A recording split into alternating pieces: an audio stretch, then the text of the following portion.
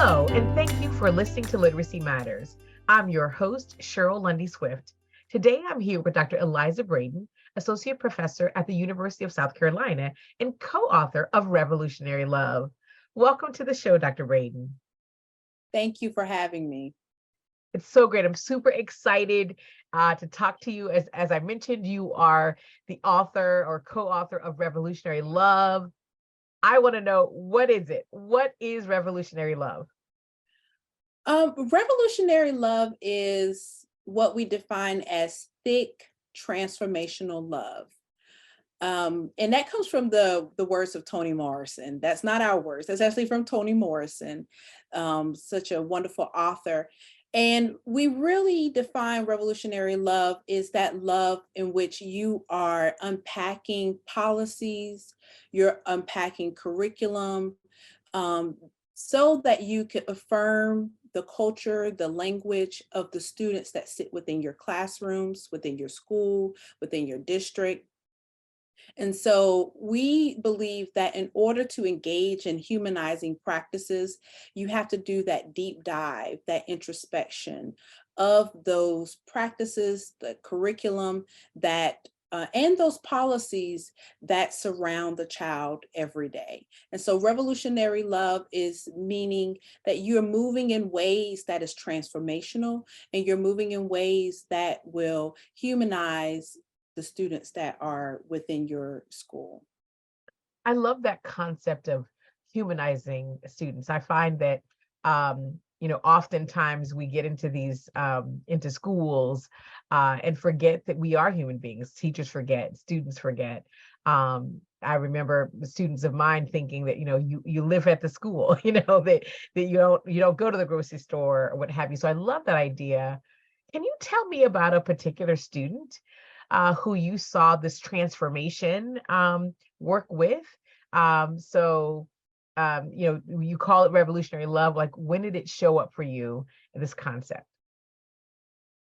I think for me, it was as a classroom teacher. And what I love about our book is that we give authentic stories about our own experiences in schools, primarily public schools, which we honor and we love public education.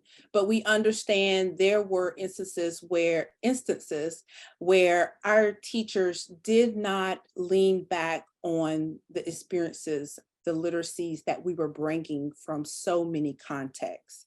And so it was as a classroom teacher that I recognized that I needed to know a bit more about the issues, the community in which my students were coming from. And there was a xenophobic policy or immigration bill that was in our state at the time when I was a classroom teacher. Mm. And I was thinking to myself, what can I do? I'm just a classroom teacher. What can I do? Legislators aren't going to listen to me.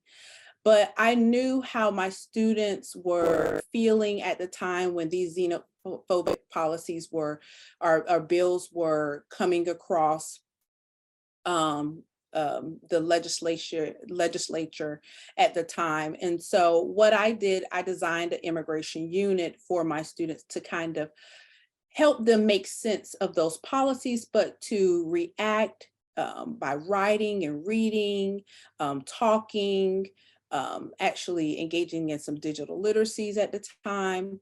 And so I saw reticent students. I saw students who weren't speaking often in class during whole group meetings. They were just coming alive. Like they had so much to tell, not about just their story, but the stories of others, the stories of their families, the stories of their neighbors, the stories of the people that matter to them.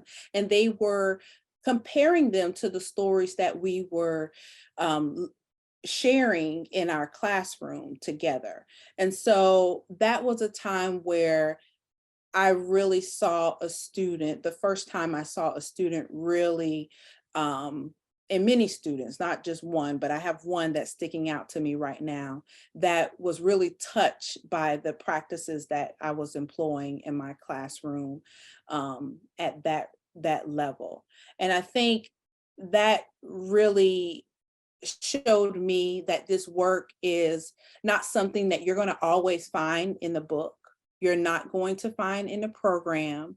Mm. Someone is not going to tell you. And that's what revolutionary love means, that you move in ways that hits the heart and minds of your students. You do what is right on their behalf. Mm. And so that, I would say, that would be the student or the group of students that I can refer to.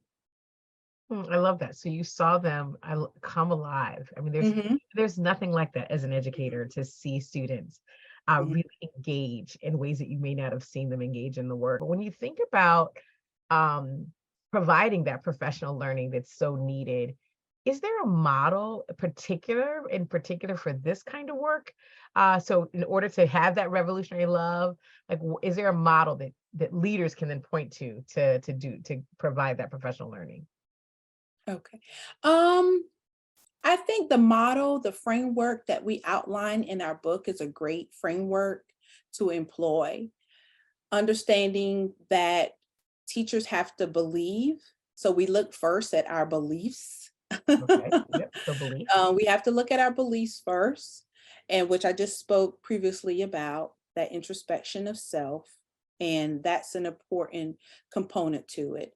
Another model is they have to know more about their students. They have to know their curriculum. So that means that might be engaging in book studies, Mhm. looking more at other schools, aspirant schools who are doing the work that they want to do, and to see the changes that are needed on behalf of their students. And then the following component of our framework is the do. That's the actions, that's the practices that they need to or they will want to employ. So I think that believe, know, do framework. And so when we as co-authors work with schools and consult with them, we often spend that first year really just helping teachers engage in that introspection.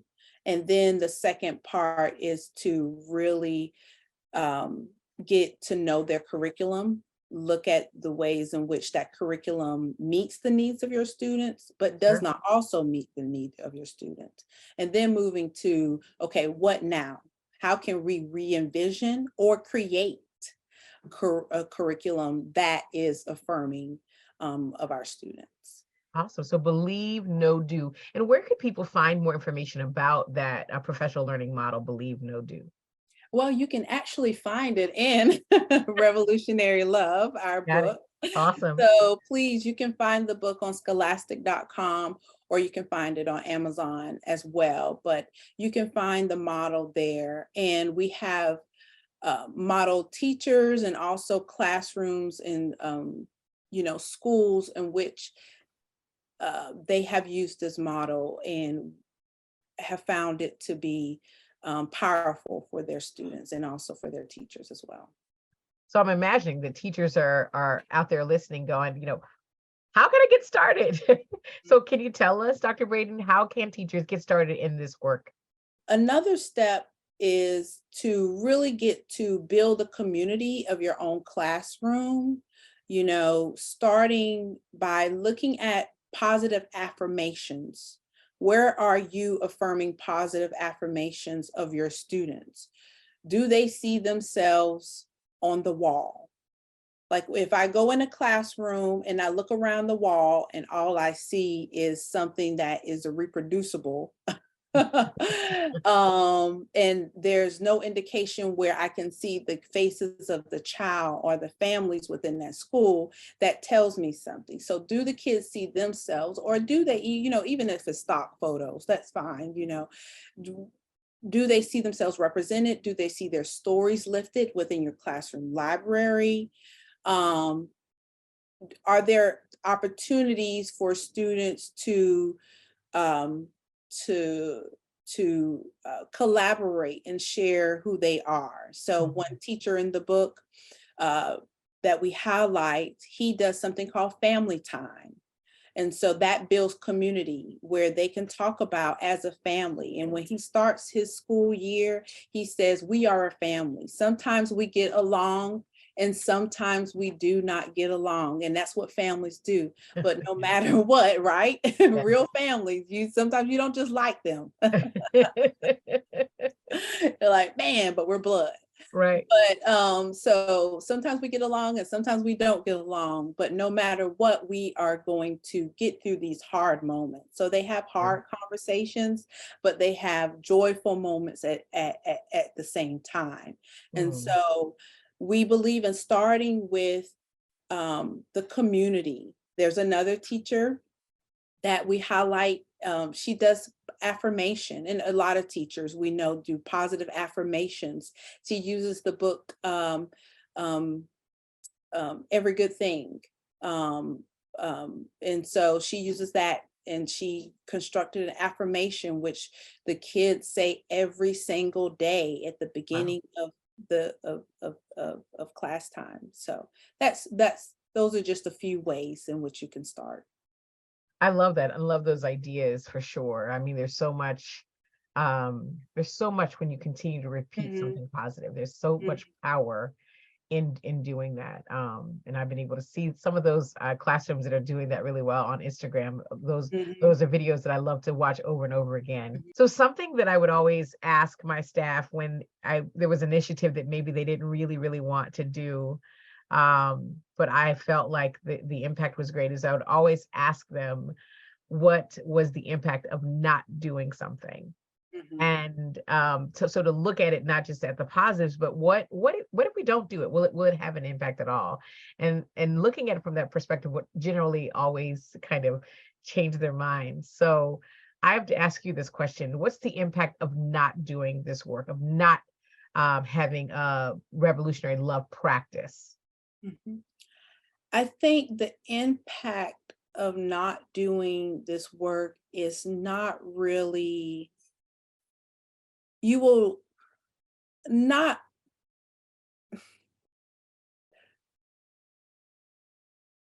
I don't want to say you can't, but you will never be sure if you've truly tapped fully into students' full capacities. You know, right? Their full genius, as Dr. Gholdy Muhammad says, their full joy.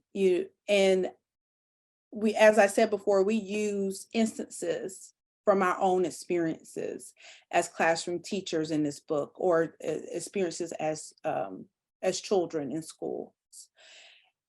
And there were plenty opportunities in which missed opportunities in which experiences could be tapped into, you know? Yeah. And so I often think, if I don't do this work, what am I missing about this student? You know, every child that comes into your classroom has a capacity, they have a knowledge that often has not been really affirmed and tapped. And so my goal every time I meet a child, every time I meet a student, is to know what it is. I want to know what they are, what brings them joy, what puts a spark in their eye. And that is what I try to hone in on. And often it's things as such as simple as their family members. You know, it's particular stories, it's particular people. So what brings joy to one child is something that is a little bit different for another child. It's a different person, and I need to know who that person is. Sure. Sometimes it's a brother, sometimes it's a godmother, sometimes it's an uncle or a coach, sometimes it's a particular experience that they had. Or it's a person who's a mechanic that they learn entrepreneurial skills from. So when I have this economics unit, I'm going to bring in that uncle who's a mechanic, who has these, these particular skills, who owns this shop, to teach this around this particular unit. And I can teach these particular aspects of economics. It doesn't matter. So I learn about what brings them joy. And then I think about the things that I'm expected to teach and what I also need to be teaching at the same time. And Sure. I always connect the two. So that means I have to listen to kids.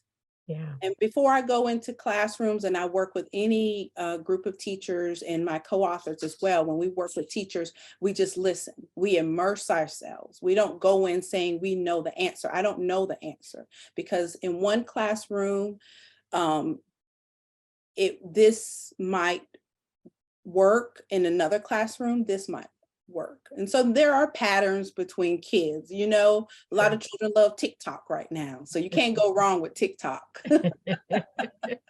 A lot of kids, you know, language, you know, colloquialisms, you know, life be lifing, you know, that beef is beefing. You know, there's certain patterns in the culture of our children that you can draw upon, but still you have to know who they are, because they are not a homogeneous group. So we will be doing them a disservice if we have that thinking that you can just use the same practice with every classroom, every child. But there are particular nuances that you can draw upon that works really well. In our book, we have a great inventory, or actually more than one inventory, that teachers can use that ask particular questions which help you draw out some of those experiences from your kids.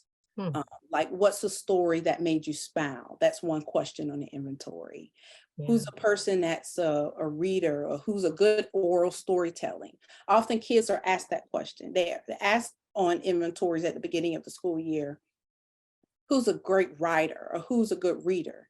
But that's an assumption that traditional text and also traditional encoding is the only way you tell stories and write stories. So we bring in oral storytelling that serves as a lineage and connection to Indigenous and Black and you know, and Latinx and different cultures. So we do that, I think, really well in the book. That's fantastic. It is important. I mean, no one's ever asked me as a child who's the oral storyteller in my family, and there were many, There are many. which is where I think I get the gift of gab as well. You have so much richness in your book, Revolutionary Love. It strikes me that one of the persuasive truths is that revolutionary love is about bringing love to children, right? About, seeing that joy that you mentioned, that spark, whether it's their learning or whether it's literacy.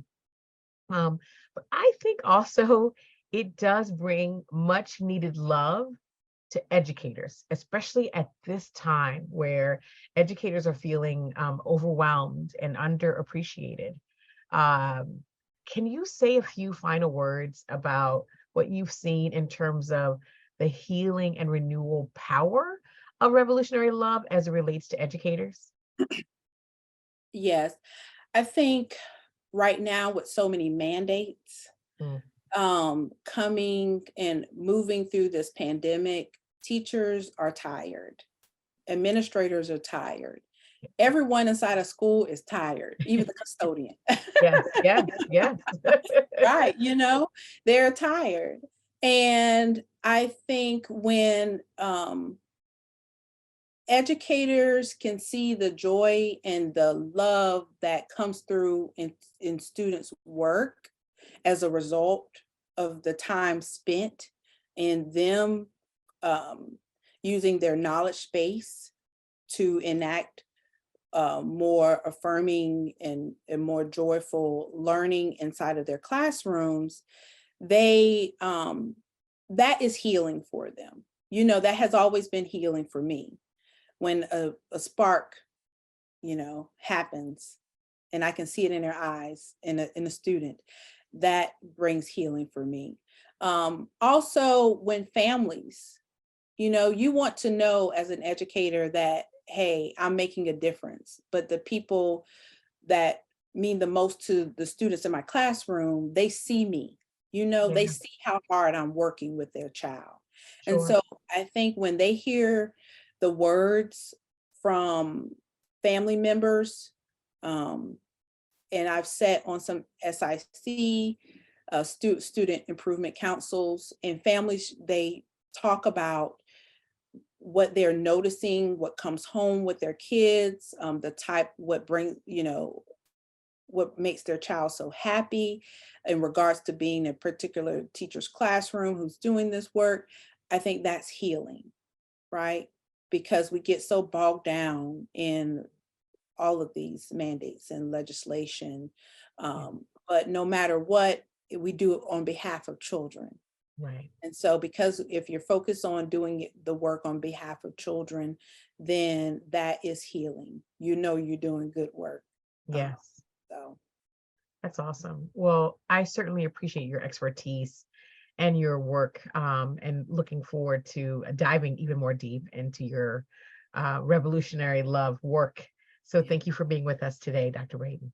Thank you. So I have to tell you that, and I'm not going to hit stop just yet, because I do want to get this recorded, just because I want to say it.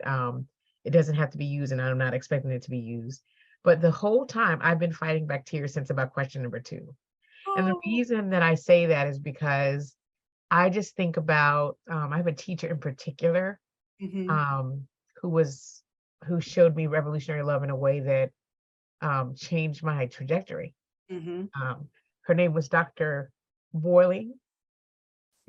And I don't know why it's so emotional today, because I've told this story before. But I was in what's called general education classes. And in the country, as you know, they track you. So they track you by your income of your family, your education of your family. And I would do my work. She was a science teacher. I would do my work, and I would put my head down, or I just kind of sit there in these general education classes. And then one day she came up to me and said, come with me, we're going to the office. And I remember thinking, oh my God, I shouldn't have put my head down, I'm going to get in trouble. So she grabs my hand and she marches me down to the office, and she goes past the secretary, who is upset that she's kind of barging in, and she's saying, no, the door's closed, you can't go in there. And she walks into the principal's office and she says, take her out of these general education classes right now, or I'm going to quit. And I remember standing there being like, what is happening? And then the principal said, what? And so she says, you take her out of these classes right now, or I am going to quit today. And I remember just standing there and what do I do? What do I do? And then he said, as if I wasn't standing there, well, what if she doesn't do well? And so she chuckled and said, I don't think we have to worry about that. And so the next thing I know, it wasn't even the next day, they switched my classes in that moment. And so that gave me exposure to colleges, which I would not have had in the general education track. And here I am today. Yeah. So people need to see who we are and know who we are beyond what is on paper. Yeah. So I appreciate the work. Yeah. Thank you. You're welcome. You're welcome. She was a revolutionary love. Yeah. Those are the teachers who advocate for you. They see you. Yeah. They know, they push you into spaces where people might say you don't belong, or the next summer program, or the next camp, or the next gifted and talented classes. Those are the people, the teachers who really do the work that we're talking about in our book. Sure. Right? Because every child needs a teacher like that. Oh yeah. And look at you now, right? And look at you now. Look at you now. Yeah. So yes. Thank you so much. Thank you. Of course. Thank you. So I appreciate it, and we'll be in touch. Okay.